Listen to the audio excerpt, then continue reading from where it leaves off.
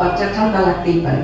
আমাদের বাচ্চা যখন বড় হচ্ছে তার নানা ধরনের ব্যাকটেরিয়া, নানা ধরনের ইয়ের সাথে ইন্ট্রোডিউস হচ্ছে, যেটা নাকি তারা যখন বাসায় থাকছে সেটা হয় না, প্লাস যখন ইভেন বাসায় 2-3 বছর বয়স পর্যন্ত হয় না, কিন্তু স্কুলে যখন যাওয়া শুরু করে, যেহেতু অনেকের সাথে তারা মিশা শুরু করে, তখন তাদের দেখা যায় যে অনেকের ঘন ঘন ঠান্ডা লাগে। এই ঠান্ডা লাগা যদি 2 দিন থাকে বা 3 দিন থাকে, এটা নিয়ে আপনার চিন্তা করার কোনো দরকার নেই, আপনার অস্থির হওয়ার দরকার নেই, বাচ্চাদের সাথে সাথে ওষুধ খাওয়ানোর দরকার নেই। কিন্তু এটা যদি একটু বেড়ে যায়, মনে করেন 3 দিন থেকে 4 দিন হচ্ছে, তখন আপনি বাচ্চাকে সিম্পল একটা অ্যান্টিহিস্টামিন খাওয়াতে পারেন, তাতে কোনো সমস্যা নেই। কিন্তু আপনারা যেটা করেন সেটা হচ্ছে যে অ্যান্টিবায়োটিক দোকানে গিয়ে অ্যান্টিবায়োটিক শুরু করে দেন, এবং তখন যখন 6 দিনের দিনও ভালো হয় না, আবার আমাদের কাছে আসেন, তখন আমরা না পারি অ্যান্টিবায়োটিকটা চেঞ্জ করতে, এবং আপনাদেরকে হেল্প করতে পারি না।